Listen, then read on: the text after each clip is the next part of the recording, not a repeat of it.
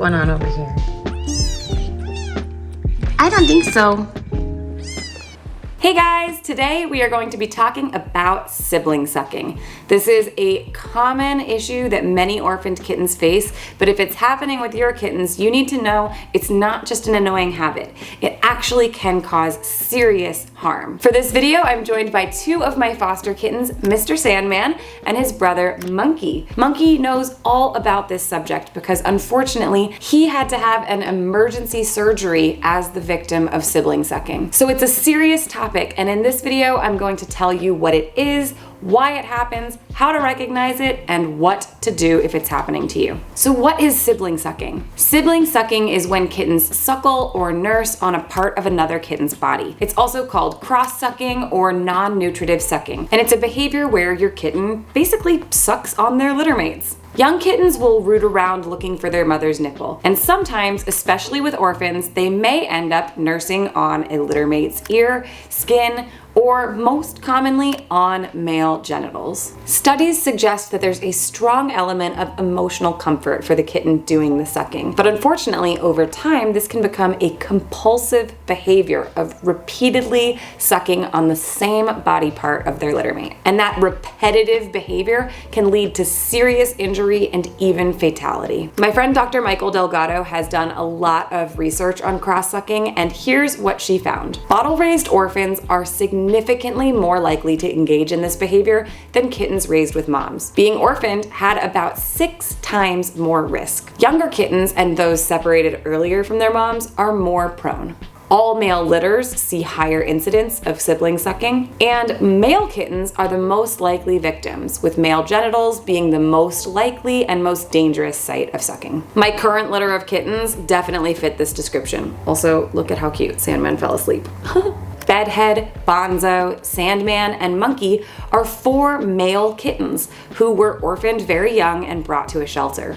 By the time they were rescued, it was obvious that Sandman and Monkey were being sucked on, so we separated them out from the other 2. And sadly for Monkey, the damage was already very severe. Why is sibling sucking such a big deal? It's not just because it's weird or annoying, it's because it can be extremely dangerous. I'm gonna show you some images of how bad this can get. I know that these are really upsetting to look at, and I agree, but I share them with you because I want you to take this seriously, especially if this is something you've never dealt with. I don't want you to have to experience situations like this, so take it seriously. There aren't any studies yet that look at the long-term implications of sibling sucking, but the anecdotal evidence is definitely there. One major risk is ascending infection of the urinary tract. Kittens can end up with bladder infections and kidney infections. My own cat, Ferguson, was a victim of sibling sucking when he was a baby, and when he arrived, we actually had to separate him into his own incubator because of the injury that was happening for him. If you followed that story, you know that he ended up with pyelonephritis, which is a kidney infection, and that kidney damage has followed him for his whole life. So while we can't say for sure, there's definitely evidence that kittens can deal with kidney injury, bladder infection, and other diseases of the urinary tract that could be related to sibling sucking. But the other really major and common risk is structural injuries. These injuries can cause the need for emergency surgery and can lead to permanent damage or even death. Repeated sucking can cause injury like urethral obstruction or rupture, prolapse of the penis, abnormal adhesions of the penis that lead to blockages, necrosis of the tissue, abscess formation, skin ulceration, and damage to the prepuce, which is what happened for Monkey. If you look at a male kitten's genitals, you'll see that it looks kind of like a mound. Their penis is underneath that mound, and that mound is called the prepuce. If you look at pictures from when Monkey arrived, you can see that his prepuce is distended, which is not normal. That shape is actually from being repeatedly sucked. His prepuce was very inflamed, it was very misshapen, and we had to have him on antibiotics to make sure that it didn't develop into an infection. Even though he was doing well for a couple of weeks, as he grew, the damage to his prepuce became such a problem that he wasn't able to pass his urine normally. Even though we had them separated, the damage had already been done. So they had to do a surgery to remove the tip of the prepuce. He's healing really well and it looks great, and we expect him to be a perfect perfectly happy, healthy, normal kitten. But this was an expensive surgery, and obviously if you can avoid something like that, it's better for you and for the kitten. Even though male genitals are the most common place we see sucking-related injuries, they can have these injuries and infections happen on any part of their body. So even if it's a female kitten or another part of the body that's being sucked on, that repeated sucking behavior can end up causing infection, abscess, injury. So please, if you see it happening, no matter where it's happening, take it seriously. Another thing you might encounter is self-suckers. These are kittens who are sucking on themselves. That's something that can happen often with kittens who are compulsive sibling suckers and then become separated from them. They may end up actually starting to latch onto their own skin. So in these cases, if they are starting to do damage, we are going to put the kitten into a cone just to help them break that habit and protect them from injury.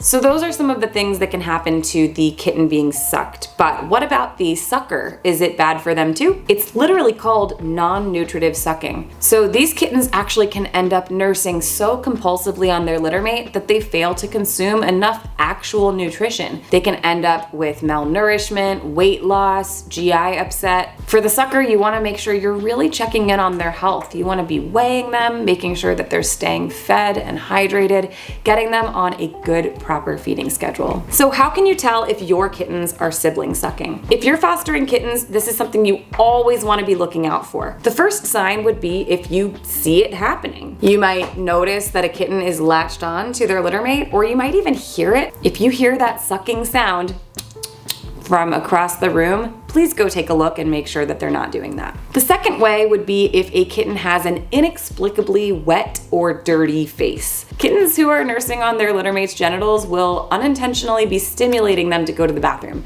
So they can end up with urine or feces caked on their face. Yuck! Another way to tell would be to look at your kitten's genitals. If they look like they're inexplicably wet all the time, or if their genitals are swollen or protruding, that would be a sign that something is going wrong. If you see these signs, it's important to take action right away. There are a lot of ways that people try to approach sibling sucking, and for me, there's really only one answer. Some people will put their kitten in clothing in an attempt to restrict access to the kitten's genitals. I understand this, but I would caution against it. I don't put my kittens in any kind of restrictive clothing because honestly, kittens are like putty at this age. They have open growth plates, their bones and muscles and ligaments are all developing, and you could unintentionally do a lot of damage if you're putting them in clothing that kind of restricts their movement or changes their positioning. There are also safety risks to having a kitten wrapped up in clothing if you're not supervising them. And then there's the fact that, little babies are going to the bathroom all the time, and if they're going potty into a piece of fabric, that could become really irritating and uncomfortable for them. So I'm definitely not a fan of clothing. And I am certainly not a fan of this. This was a photo sent to me by my researcher friend who researches cross-sucking, and we both couldn't believe it. Please do not put something over your kitten's face. That is incredibly dangerous. So I'm sharing this photo only as a big fat no. And then another no for me is putting something foul tasting on your kitten's genitals. Sometimes people will suggest doing this, and I just want to say, please don't put any kind of foreign substance on your kitten's sensitive bits like that. That could really cause a lot of discomfort. It could cause infection. And the truth is that for the kitten who's doing the sucking, this is such a compulsive behavior that it's actually not likely to deter them. So those are some things to not do. But what can we do for these little guys? Well, as was the case for Monkey and Sandman, my number one recommendation is unfortunately separation. Every litter is going to have a different dynamic. You might only have 2 kittens and then they would have to be separate. If you have a larger litter, you need to figure out the dynamics. Is there one kitten doing the sucking or are there multiple? Is there one victim or are there multiple? You need to separate out the victims from the suckers. If you can pair them with a litter mate, that's great. But just monitor to make sure that there's not a new victim or a new sucker. sucker. This is why I love using playpens with panels, because they're so modular. You can separate out the sucker or the sucking victim and create separate little condos for your kittens. If you're using an incubator or a box or bin, you can separate them using special panels or even just cardboard. Separating kittens from their litter mates is obviously really hard to do. Social interaction is so important at this young age. So what I will do is when they're unsupervised, they are in their separate areas. And when they are supervised, I will let them be together and play. I usually do this around mealtime. So if they're eating 4 or 5 times a day, during that period, I would do a play session so that they all get some socialization together, they get to hang out, but then I am going to separate them before they all wind down, get sleepy, and start sucking on each other. There is a way to do this that allows for that happy medium, and you're gonna be really happy that you avoided a serious injury to your kittens. Will the kitten who is doing the sucking outgrow this behavior? It's hard, after it begins, it's a habit that is hard for them to break. My researcher friends suspect that this is probably a conditioned behavior that is linked strongly with scent, kind of like how kittens develop nipple preference with mom, and you'll see with a mama cat that they will go for that same nipple over and over again. It has this familiar scent that they associate with comfort. And so once they begin to suck on their litter mate, they might make that association with comfort, and then it is incredibly difficult for them to break that habit. The scent can become almost like a fixation. So it's interesting, you'll see that these kittens often will just go after one other litter mate, and that's because they've developed this association, this preference, and they're only going after that one, not all of the other ones. So yes, oftentimes the kitten will outgrow this behavior eventually, but it can take time. I would recommend keeping them separated when not supervised for at least 10 days, and then seriously monitoring them to see if the behavior is continuing. In my experience, sometimes they will break this habit after weaning, and sometimes they won't. So it's really important that you are observing closely. In addition to separating your kittens, another thing that you want to do is assess if there's been any damage done already. So if you have a foster kitten and you can tell that they've been sucked on, one thing I want you to do is just gently palpate their bladder. You're gonna kind of feel around their abdomen and see if there's anything in there that feels like a big round balloon. If you feel a big round balloon in there, that is likely their bladder. You can see an example of that here in this photo of Sage. When Sage came to me, I could feel this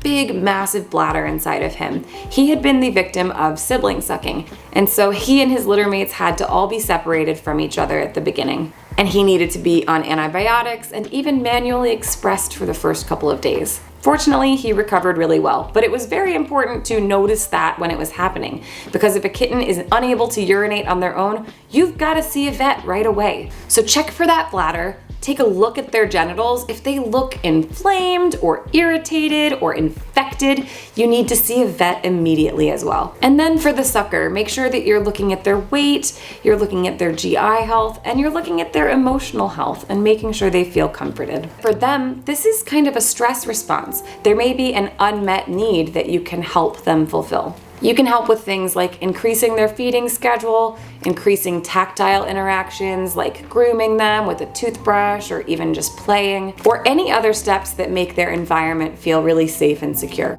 While the research doesn't include anything about how husbandry and care relate to the likelihood of becoming a sibling sucker, the researcher, Dr. Michael Delgado, is a friend of mine, and she shared with me that based on some of the unpublished data, she and other researchers suspect that there is a relationship between feeding schedule and sucking behavior. They specifically looked at feeding schedules and the diurnal-nocturnal ratio. This is the ratio of feedings during the day and feedings during the night. Now you might know that there are some people who are like me who feed all around the clock, the same schedule. And there are some people who have a different school of thought who believe that, you should not wake the kitten in the middle of the night. What the unpublished data seem to show is that there is some correlation between the lack of overnight feedings and the likelihood of becoming a sucker. And that makes sense to me because if you're waking up and you're hungry, you might start rooting around looking for a nipple and you just might happen upon monkey's bits. Poor monkey. It could be that the kitten is hungry and rooting around. It could also be that the kitten is distressed and seeking to emotionally comfort themselves. Remember that sucking does have a function outside of eating. It is a self-soothing behavior. So anything we can do to help our kittens feel protected and safe is going to be beneficial. Having good husbandry and a proper feeding schedule for your kittens is never going to be a bad thing. But don't beat yourself up if you see sibling sucking happening in your kittens. Over the years, I have had dozens and dozens of kittens engage in sibling sucking. It's most often something that begins before they even come to you, and it's a habit that they come with. So as foster parents, it's really just our job to recognize it and to intervene as quickly as we can. I'm super sad that Monkey had to go through a surgery. He's actually my first kitten that has ever had to have a surgery as the result of sucking, and I hope that he's the last. I am a hardcore separator of kittens who are being sucked on because I know the risks, and I just don't want to put them through that. I'm really sad that the damage was already so severe for him, but I'm really glad that he had a successful surgery, and now he gets to look for his forever home with Sandman, so we are hoping that he finds a home very soon. Oh, I'm sorry, he's fallen asleep. Well guys, I hope that this video was helpful for you, and I wish you the best of luck with your own kittens. Bye bye!